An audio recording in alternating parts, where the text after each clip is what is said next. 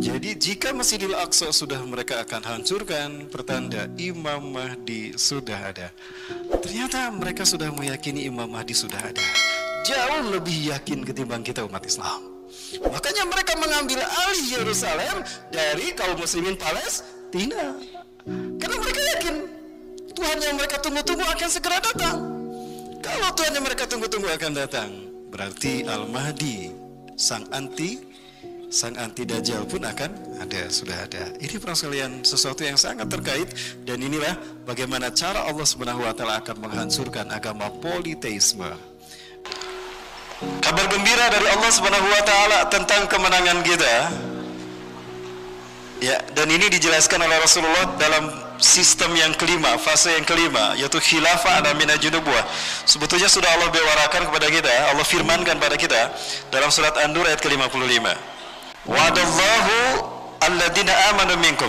Wa'ada, ini fi'il madi, Allah telah berjanji alladina amanu minkum, kepada orang-orang yang beryakin, orang-orang yang beriman, minkum, di antara kalian. Di antara kalian, hai umat Nabi akhir zaman. Wa aminu shalihat, dan mewujudkan imannya itu dengan amal saleh.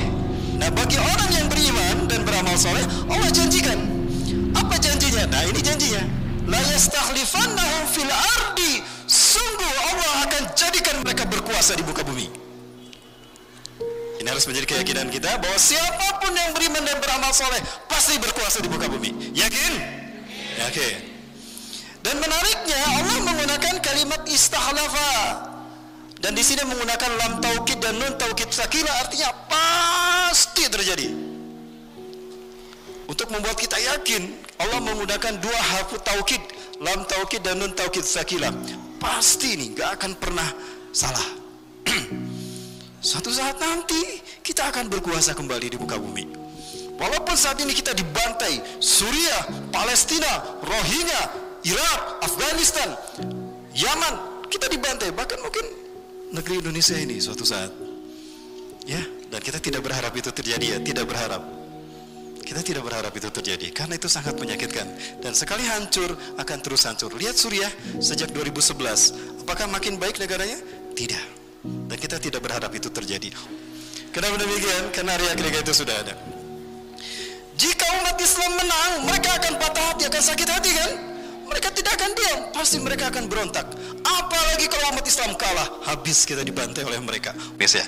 Tapi insya Allah keyakinan kita Islam pasti menang. Nah, makanya Allah menggunakan kalimat la yastakhlifannahum, diambil dari kata istakhlafa, artinya bangkitnya Islam dalam bentuk kemunculan atau kebangkitan sistem khilafah.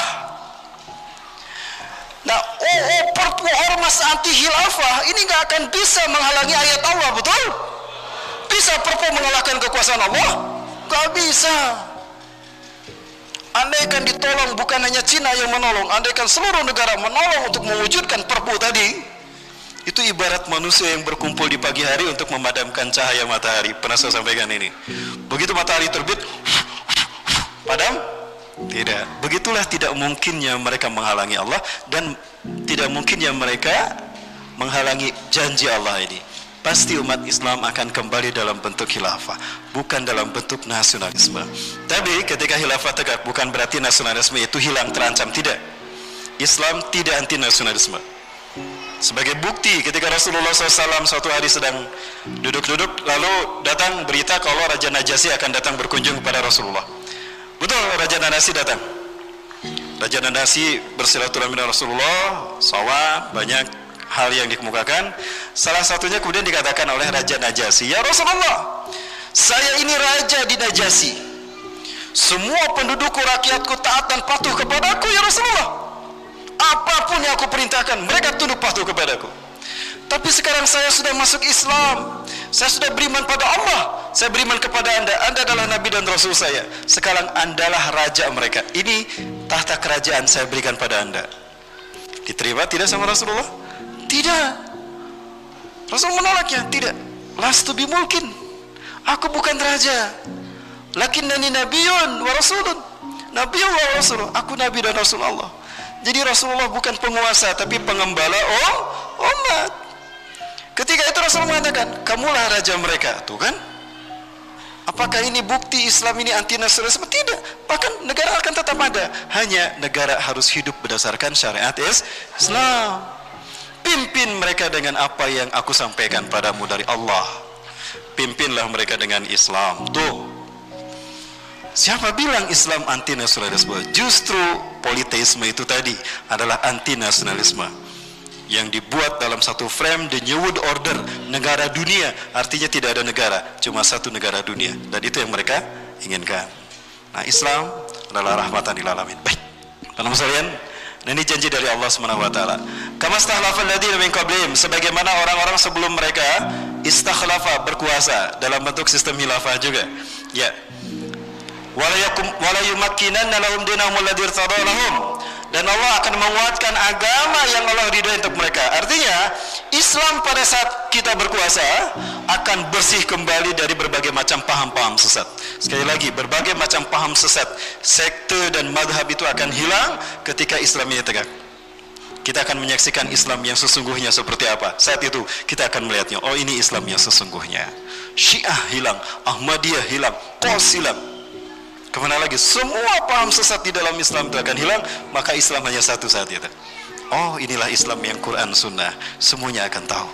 Baik, kemudian wala yubaddilannahum, dan sungguh Allah akan menggantikan bagi mereka min ba'di khaufihim amna, setelah rasa takut mereka, setelah pembantaian, setelah peperangan, setelah genosida, amna, aman sejahtera.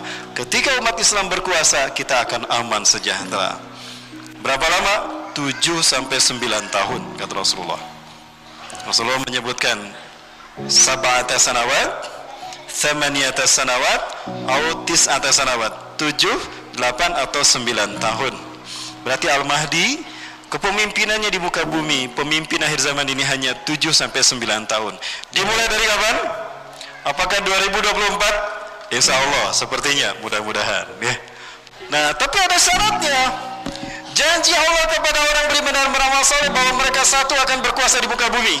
Kedua, agama mereka akan dikuatkan Allah. Yang ketiga, Allah akan membuat mereka aman sejahtera. Itu tidak gratis. Ada syarat yang harus dipenuhi oleh orang beriman dan beramal saleh itu tadi. Satu apa? Ya'budunani, mereka mengabdi menyembah hanya kepadaku, kata Allah.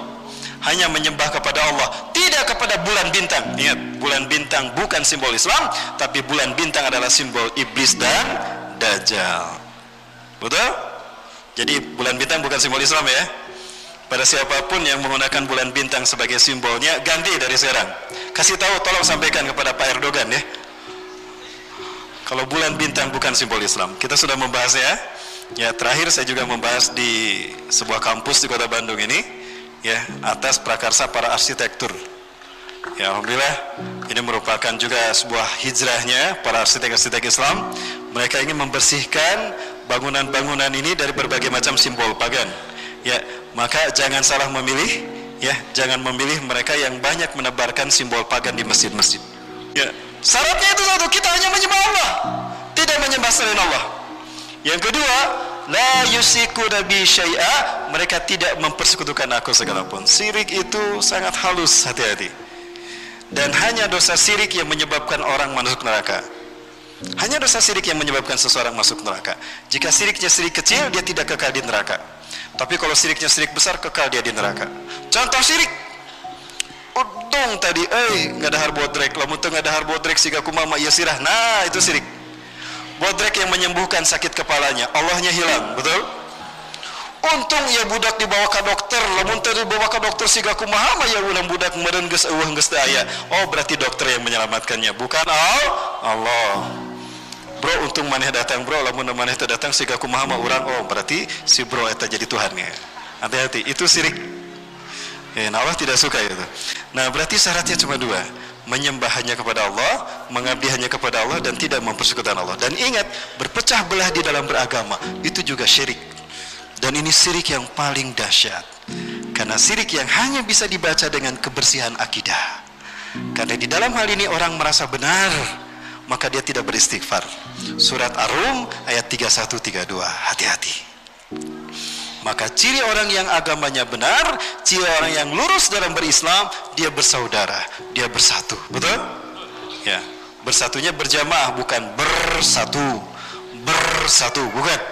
Tapi bersatu padu berjamaah dalam satu sentral komando. Baik, Iwabillah. Nah, wa man kafara ba'da dzalika fa ulaikumul fasiqun. Barang siapa yang kafir sesudah itu maka dia orang-orang yang fasik, ya. Iwabillah, ini janji Allah yang pasti terjadi. Kapan ini terjadi? Baik, ada anak saya A, sini A, jadi operator A. Ya, ada anak saya nomor 1 nih yang ikut hadir, tolong jadi operator. Baik, kita pernah mengkaji ini. Hari ini kita berada di Mulkan Jabarian, di mana Barat memimpin dunia di bawah kendali Amerika dan Israel. Hari ini kita berada di fase yang keempat, fase Mulkan Jabarian. Kita pernah mengkaji ini. Hari ini kita berada di Mulkan Jabarian, di mana Barat memimpin dunia di bawah kendali Amerika dan Israel. Artinya ada di fase-fase transisi dari fase keempat ke fase yang kelima. Fase khilafah ala minhajun nubuwah. Di sini Dajjal akan mati dibunuh karena di fase yang kelima iblis sudah tidak bisa menggoda manusia. Setan gulung tikar. Betul. Dia menyesat dan dia berlari dari orang-orang yang mengikutinya, dari makhluk yang mengikutinya. Ya. Kemudian dan Dajjal di sini sudah mati karena di sini umat Islam akan aman sejahtera. Tadi yang dikatakan Rasulullah SAW antara 7 sampai 9 tahun. Berarti fase kelima ini hanya akan berlangsung antara 7 sampai 9 tahun. Berarti pemimpin akhir zaman alias Imam Mahdi hanya berada di fase ini 7 sampai 9 tahun. Karena di fase yang ke-6 semua orang beriman ini sudah tidak ada di muka bumi. Walaupun imannya hanya sebesar biji sawi, dia tidak akan hidup di zaman ini. Karena di sini orang beriman akan dicabut nyawanya oleh sebuah angin yang bernama iliyin. Angin yang sangat sepoi-sepoi, halus. Maka disebut iliyin. Halus, sepoi-sepoi. Inilah seburuk-buruk manusia di muka bumi. Apakah pada saat itu di sini tidak ada orang Islam? Oh, banyak orang Islam kata Rasulullah. Tapi Islamnya Islam yang bisa dibeli dengan uang. Islamnya Islam KTP.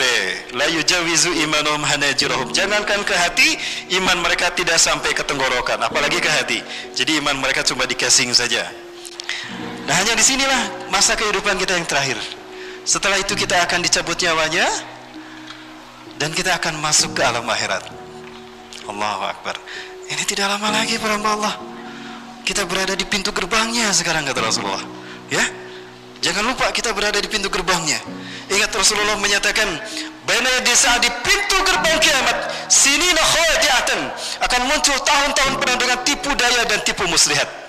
Nah, ingat, ciri kita berada di pintu gerbang kiamat apabila tahun-tahun kita penuh dengan tipu daya dan tipu muslihat. Indikatornya ada 3. 1, yukadzabu fiha shadiq. Orang yang benar, orang yang jujur didustakan. Mereka ditangkap dan dipenjara, dianggap sebagai ancaman negara NKRI, padahal mereka adalah penyelamat NKRI. Sebaliknya ketika yang benar, yang jujur didustakan, maka yang salah pendusta dibenarkan. Wa yusaddaqu fihal kadzib. Maka yang berkuasa adalah para pengkhianat bangsa, para pengkhianat kaum, para pengkhianat kelompok mereka. 3 hal ini, mana yang belum terjadi? Orang yang benar, yang jujur didustakan, sudah terjadi?